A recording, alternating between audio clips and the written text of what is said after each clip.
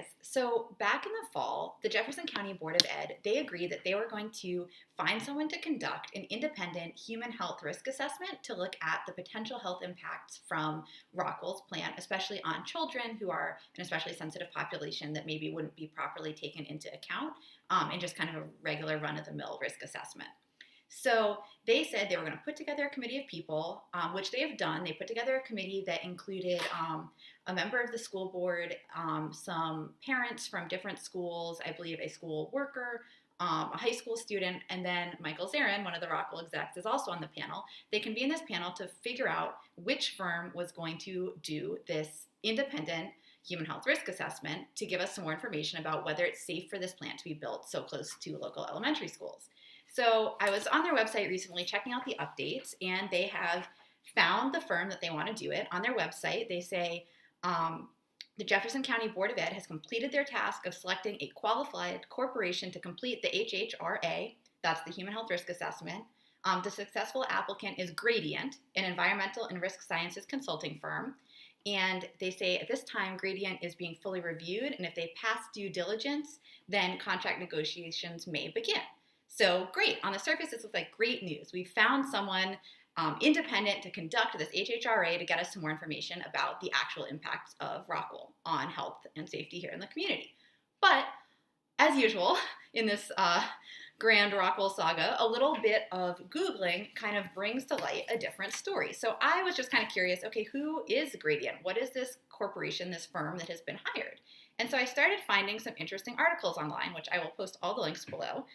The first one that caught my eye was a 2015 article from the Texas Tribune titled Texas Leading Challenge to New Smog Standards.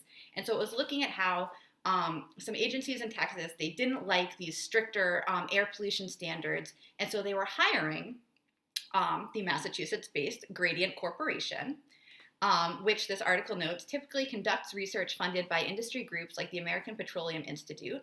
The article goes on to say that this is a company that basically works for industry, and their job is to trash environmental studies, said Joel Schwartz, a professor of environmental epidemiology at Harvard and director of the university's Center for Risk Analysis.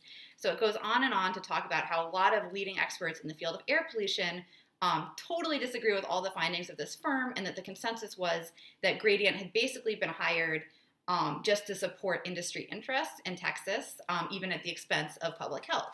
Another article is from The Atlantic from 2016. It's an article titled Contesting the Science of Smoking, and it's looking at how a lot of the big cigarette companies have kind of gotten in trouble over this, but have been arguing about the safety of low-tar cigarettes and trying to put out studies that show that these are actually, much safer for consumers, and there's nothing to really worry about so much, that comparatively not a problem.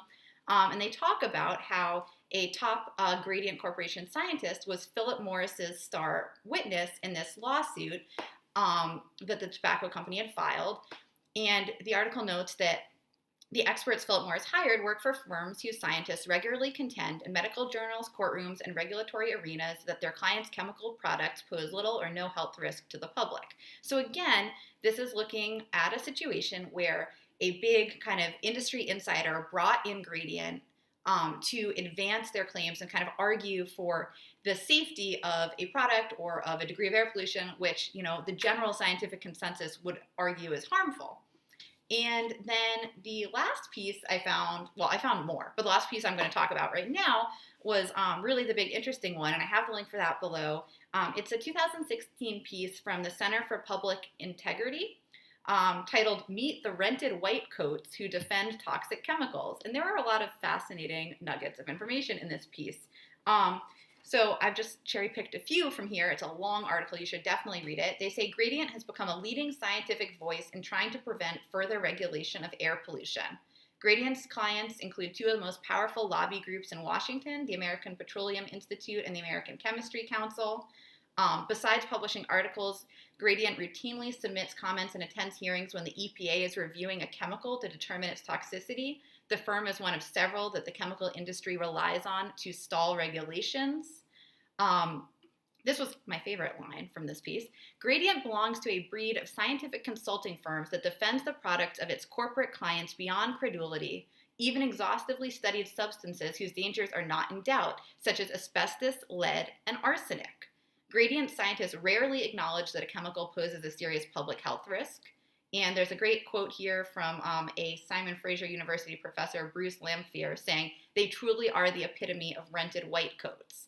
So there is no shortage of information out there on the internet that a quick Google search will turn up, showing that Gradient, the firm that the BOE has brought in to conduct this so-called independent HHRA, has a long history of working for these kind of industry insiders to defend the best interests of these industries, of the chemical industry, of the petroleum industry, whatever it is, at the expense of the health and well-being, usually of the people in affected communities.